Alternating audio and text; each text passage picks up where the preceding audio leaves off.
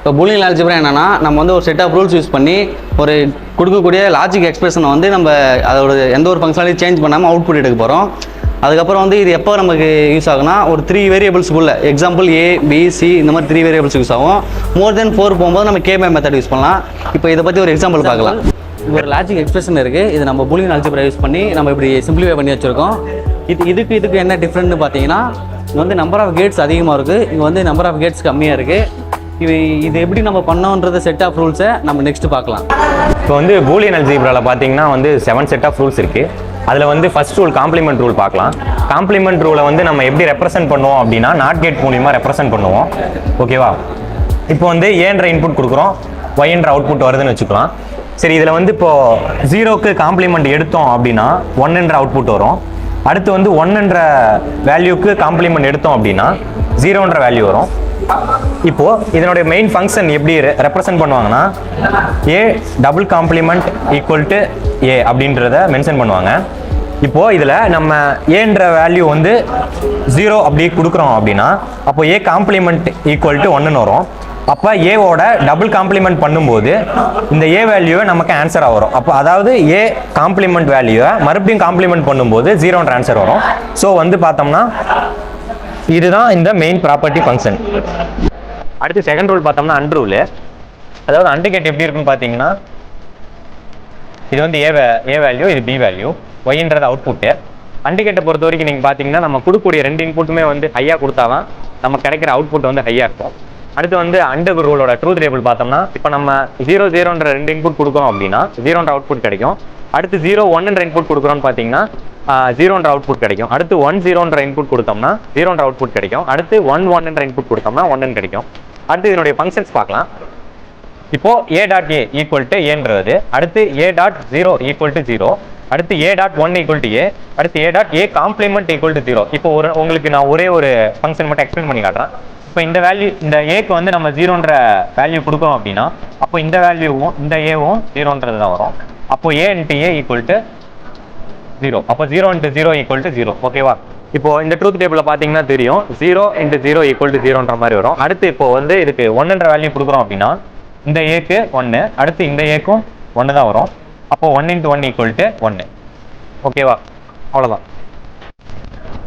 இப்போ நம்ம ஏன்ற வேல்யூக்கு 0ன்ற இன்புட் கொடுத்தோம் அப்படின்னா 0ன்ற அவுட்புட் தான் கிடைக்குது. அடுத்து வந்து பார்த்தோம்னா 1ன்ற இன்புட் கொடுத்தோம்னா 1ன்ற அவுட்புட் தான் கிடைக்குது. ஸோ நம்ம என்ன இன்புட்டாக கொடுக்குறோமோ அதே வேல்யூ தான் அவுட்புட்டாகவும் கிடைக்குது. ஸோ அதனால ஏன் நம்ம ரெப்ரசென்ட் பண்ணுறோம்.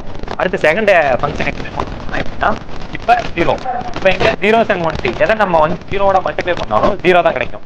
அதனால A dot 0 equal to 0. So இப்போ அடுத்து பார்த்தீங்கன்னா ஆர் ரூலு. ஆர் கேட் வந்து எப்படி ரெப்ரசென்ட் பண்ணுவாங்க அப்படின்னா இது வந்து A, இது B இன்புட்டு, ஒய்ன்றது அவுட்புட்டு. அடுத்து இதனுடைய ட்ரூத் டேபிள் அப்படின்னு பார்த்தோம்னா 0 + 0 equal to 0, 0 + 1 equal to 1, 1 + 0 equal to 1, 1 + 1 equal to 1. So என்னுடைய ஃபங்க்ஷன்ஸ் அப்படின்னு பார்த்தோம்னா இப்போ A + A ஈக்குவல் டு ஏன்ற அவுட்புட் கிடைக்கும். அடுத்து A + 0 ஈக்குவல் டு ஏன்ற அவுட்புட் கிடைக்கும். அடுத்து A + 1 ஈக்குவல் டு 1 என்ற அவுட்புட் கிடைக்கும். அடுத்து A + A complement equal to 1ன்னு கிடைக்கும். ஸோ இப்போ நான் வந்து உங்களுக்கு ஒரு ஃபங்க்ஷன் எக்ஸ்பிளைன் பண்ணி காட்டுறேன். இப்போ நம்ம இந்த ஏங்கிற இன்புட்டுக்கு 0ன்ற இன்புட் கொடுக்குறோன்னு வச்சுக்கலாங்க. அப்போ இங்கே இருக்கிற ஏக்கும் 0 தான் வரும். அப்போ 0 + 0 ஈக்குவல் டு 0ன்ற அவுட்புட் கிடைக்கும். இப்போ இதுக்கு 1ன்ற இன்புட் கொடுக்கலாம். அப்போ 1 + 1 ஈக்குவல் டு 1ன்ற அவுட்புட் தான் கிடைக்கும். ஸோ அதனால இப்போ நம்ம ஏல என்ன இன்புட் கொடுக்குறோமோ அதே தான் அவுட்புட்டாகவும் வருது. ஸோ அதனால நம்ம ஏன் ரெப்ரசென்ட் பண்ணிக்கிறோம். ஃபோர்த்தில் கம்யூட்டேட்டிவ் ரூலை பற்றி பார்க்க போகிறோம். அதில் ஃபஸ்ட்டில் வந்து ARB = BRA. இதோட வேரியபிள் இன்டர்சேஞ்ச் பண்ணாலும் ஃபங்க்ஷன் மாறாது. அதே தான் வந்து அண்டுக்கும் A and B = B and A. அஞ்சாவதுல அசோசியேட்டிவ் ரூலை பற்றி பார்க்க போகிறோம். இதில் பார்த்தீங்கன்னா A and B bracket and C = A and bracket B and C. இதில் வந்து ப்ராக்கெட் சேஞ்ச் பண்ணாலும் ஃபங்க்ஷன் மாறாது. இதுதான் அசோசியேட்டிவ் ரூல். இப்போ 6th டிஸ்ட்ரிபியூட்டிவ் ரூல் பார்க்க போகிறோம். இதில் 3 கண்டிஷன்ஸ் இருக்குது. ஃபர்ஸ்ட் கண்டிஷன் என்னன்னா A dot bracket B + C equal to A dot B + A dot C. இது நார்மல் மல்டிபிள் மாதிரி தான். ஏவை உள்ள மல்டிபிள் பண்ணிக்கிட்டு A டாட் B ஆர் அப்படியே வந்துடும். அதனால் A dot C. Second condition என்னென்னா A + A complement dot B. இந்த டிஸ்ட்ரிபியூட்டிவ்ல இந்த ஃபார்மேட்டில் வந்துச்சுன்னா ஏ காம்ப்ளிமெண்ட்டை ரிமூவ் பண்ணிவிட்டு ஏ ப்ளஸ் பின்னு போட்டுக்கலாம். சேம் அதே மாதிரி தான் ஏ காம்ப்ளிமெண்ட் ப்ளஸ் ஏபி. இதில் ஏவை ரிமூவ் பண்ணிக்கிட்டு ஏ காம்ப்ளிமெண்ட் ப்ளஸ் பி மட்டும் போட்டுக்கணும்.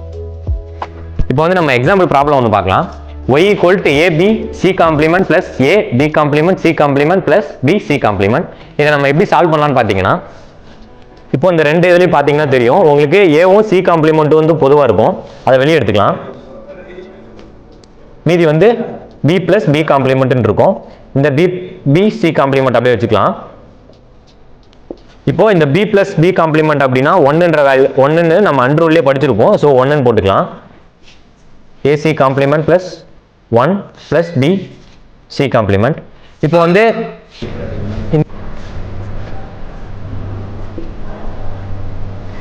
இந்த ரெண்டு இதுலையும் பார்த்தீங்கன்னா சி காம்ப்ளிமெண்ட் பொதுவாக இருக்குது. ஸோ அதை வெளியே எடுத்துக்கலாம். அவ்வளோதான், ஒயோட ஆன்சர் கிடைச்சிருச்சு. That's all.